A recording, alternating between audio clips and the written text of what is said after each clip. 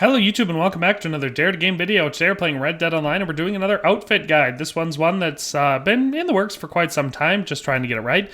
And it's Cort from The Quick and the Dead, so Russell Crowe's character. So if you remember, we previously did Gene Hackman's character, the antagonist John Herod. So if you're a fan of this movie and you want to check that out, it is on the channel. There's a playlist linked in the description with all of my outfit guides and it'll be found in there. But we're going to just do it like we always do with these videos. So we're going to go through weapons, I'll show you what hairstyle to use, and then I'll show you the outfit. So if at any point during this video you find yourself enjoying it, definitely remember to click that like button. And if you have any comments, questions, concerns, requests, anything like that, take that time to go down in the comment section and request them down below. But with all that in mind, let's just dive on in and start off the video. Hey, but quick before we get into the topic of this video, I just want to do a quick little shout out to the channel Should You Play It. If you're a PC player who loves getting games and loves trying new things but doesn't want to constantly be breaking the bank, then this is the channel for you. The quick action of subscribing and ringing the bell will forevermore allow you to know when new free games are being released on the Epic Games Store. And on top of that, they'll even let you know whether or not they're worth playing. Recently, Epic Games gave away The Hunter Call of the Wild for free. They also gave out Kid Amnesia, a game called Never Alone, and something called Guild of Dungeoneering. Previously, they've given out larger free games such as Grand Theft Auto 5, Kingdom Come Deliverance, Just Cause 4, and Star Wars Battlefront 2, just to name a couple. So, go ahead, follow the link that's going to be down in the description over to Should You Play It, subscribe, and you're never going to have to miss a free game on the Epic Games Store again. So in the movie, Cort uses a 1851 Navy with a Richards-Mason conversion, and that's what's given to him kind of forcibly because he doesn't, in the movie, you know, spoiler alert, I guess this isn't really a spoiler because it happens way at the beginning, or it's revealed way at the beginning, but Cort doesn't want to participate in this gunfight. He's being forced to by John Herod, the main antagonist, who is a previous accomplice of his. So he's brought into the gun shop, and there's this scene where he's shown a bunch of guns, 2 single-action revolvers, a Remington 1875, and then finally this gun, which apparently costs $5, and it's an interesting scene. If you've seen the movie, you know the one I'm talking about. But anyway, so basically Cort gets stuck with this old rusty piece of crap Richards-Mason conversion 1851 Colt for this shootout, and it looks a lot like this. So obviously it's way more beat up than this, but this is the best way to kind of try to imitate it. So we're going to want to have the short barrel on it, improved rifling and improved sights, then the ebony grips on that, because the one in the movie has pretty wore down, but they are clearly black grips. Either that or they're really, really gross wood, but I'm just assuming they were supposed to be ebony like this.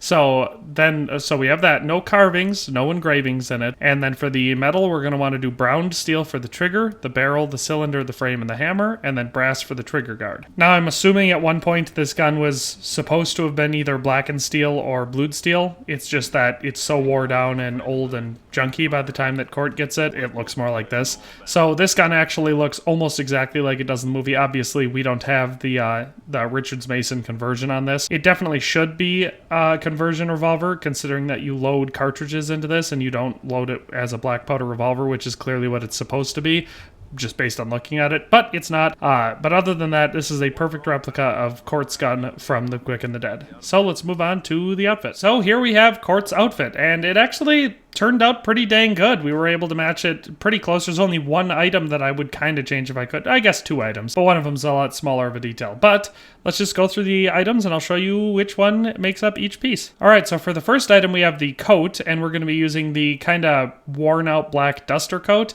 And now this is the item that I was talking about when I said the one item that isn't perfect. It's very close because it looks a lot like it. Like, it's got the same basic shape, sits on them the same way. It's approximately the same color. The only thing is it's just a little bit too long.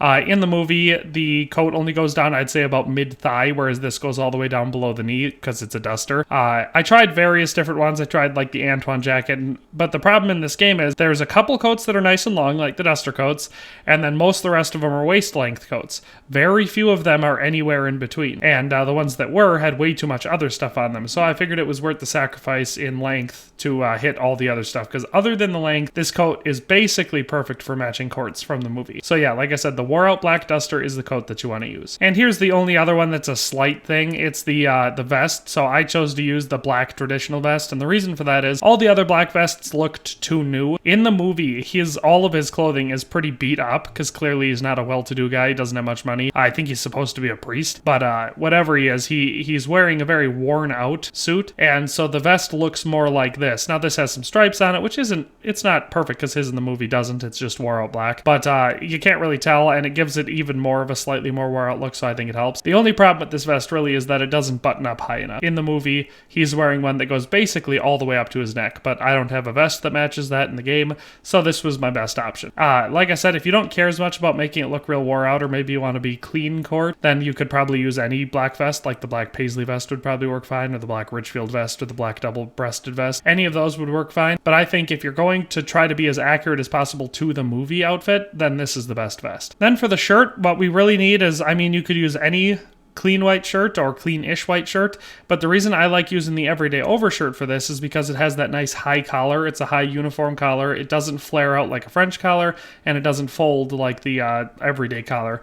In the movie, obviously, like I said, he's a priest, and so they have that white collar that sticks up, and so I wanted to go for that uniform neckline look to try to imitate that as best as I could, and it needed to be white, so the white everyday overshirt is the perfect shirt for this outfit. So for the weapon equipment, I decided to go with the brown gunslinger gun belt. So in the movie, when he's given the gun from the gun shop, the one that we already went through, the 1851 Navy, he gets a junky looking gun belt with it. It has no bullet loops on it. It's kind of about the same shade of brown as this. It looks pretty wore out, and it comes with a matching holster. And I think this is the best gun belt slash holster to try and match that. It's not perfect. Obviously, his kind of sits down in front of him. He's got a slightly different draw style. It's a more of a quick draw style. So we can't imitate that as well, but this gun belt matches that gun belt pretty well. So that's the weapon equipment that I went with. Then for the pants, we needed some dirty black pants to match his dirty black pants from the show, and so that's why I went with the dirty black clerk pants. There was a couple options. I could have gone with the padded saddle work pants.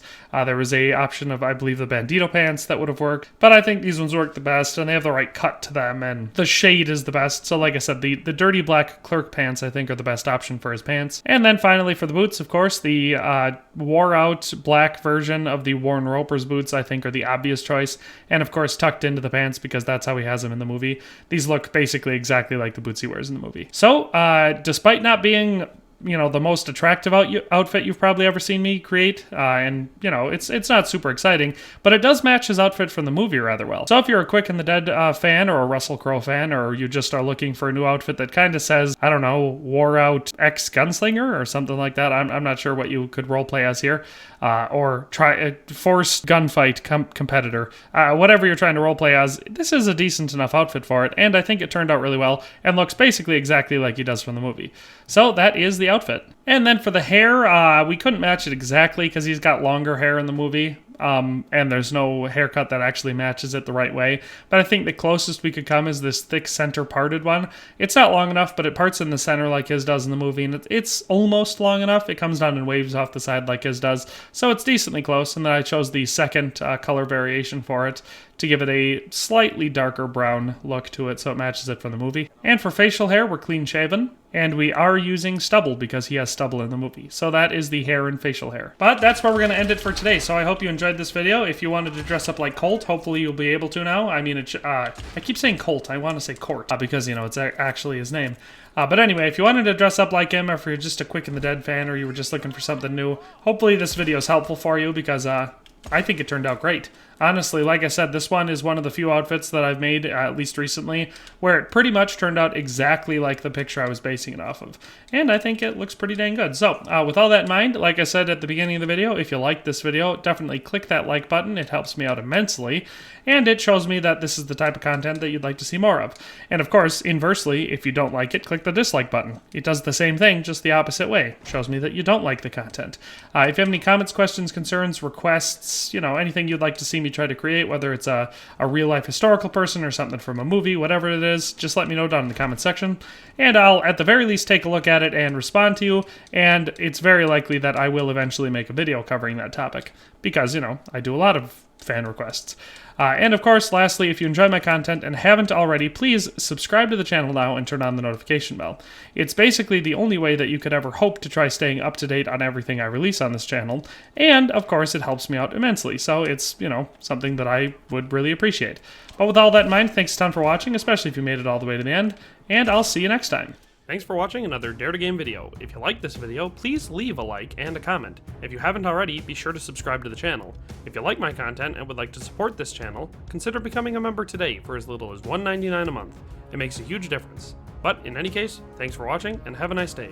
I'll see you next time.